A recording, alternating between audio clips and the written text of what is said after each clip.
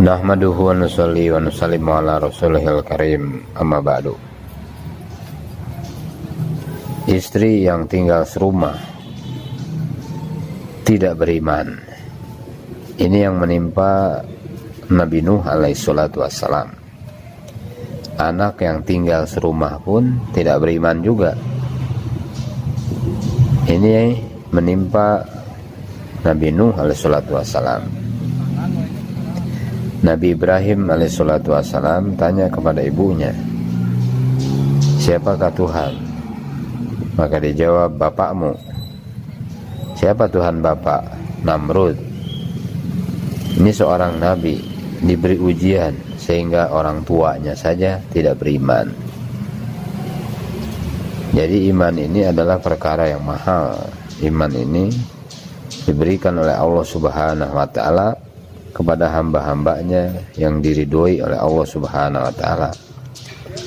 Rasulullah SAW di Haji Wada 124.000 sahabat beriman, 124.000. Sedangkan pamannya yang membelanya tidak beriman. Jadi ini ujian juga dari Allah Subhanahu wa ta'ala. Ujian-ujian juga datang pada sahabat-sahabat radhiyallahu anhum karena iman. Bilal radhiyallahu anhu, Khobab radhiyallahu anhu. Sampai Khobab ini besi panas yang ditempa diselar ke tubuhnya. Ini ujian yang dialami para sahabat radhiyallahu anhum. Wanita pun tidak ketinggalan. Tetapi wanita-wanita ini mereka memiliki keberanian. Mereka korbankan nyawanya sendiri, mereka korbankan sampai anak-anaknya sendiri. Kalian jangan bikin malu ibu. Kalian jangan sampai membikin malu ibu kalian. Kalian harus berjuang sampai syahid.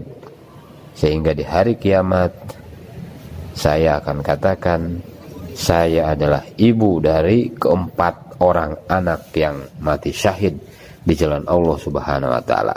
Inilah kebanggaan wanita sahabiyah radhiyallahu anha. Amr bin Jamuh sendiri pada waktu itu dia sebetulnya ada uzur untuk tidak keluar di jalan Allah Subhanahu wa ta'ala. Tapi istrinya senantiasa menyindirnya. Kamu tidak mau keluar karena kamu takut mati, katanya.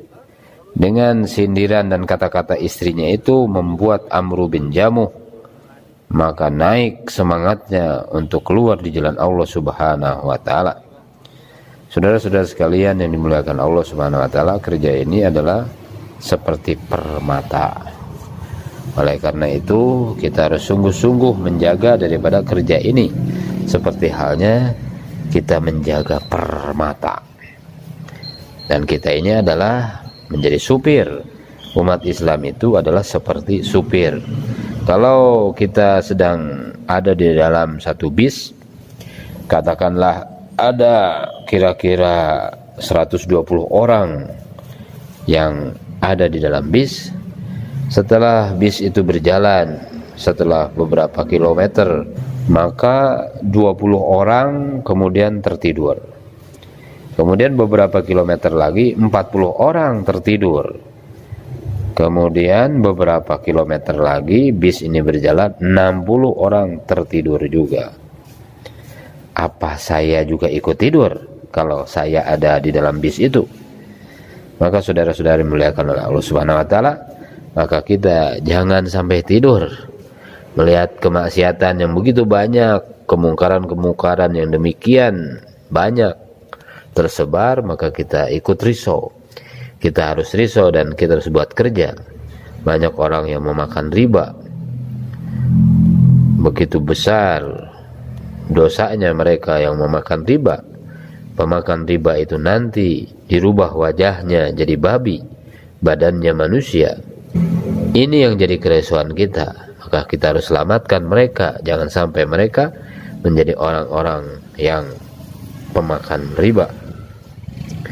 Sudah dimuliakan oleh Allah Subhanahu wa ta'ala, hari ini apa yang terjadi kita lihat, kemaksiatan begitu besar sehingga umat Islam tidak mengikuti cara Nabi, baik dalam muamalah, muasyarat dan akhlak, di dalam pernikahan dan lamaran, tidak ikut sunnah Rasulullah SAW.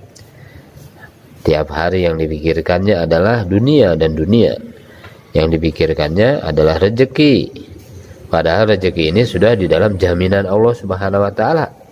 Seseorang tidak akan habis rezeki sebelum datang kematian padanya. Oleh karena itu maka kita harus senantiasa bermudzakarah. Yang bayan itu masyaikh. Maka kami ini, ya kita ini adalah mudzakarah. Jadi tidak bisa searah ini, kita harus bicara dua arah. Saudara-saudara yang dimuliakan oleh Allah Subhanahu wa taala, maka para sahabat diuji lagi dan lagi oleh Allah Subhanahu wa taala. Iman mereka makin kuat dengan datangnya ujian daripada Allah Subhanahu wa taala. Selalu siap untuk usaha atas iman.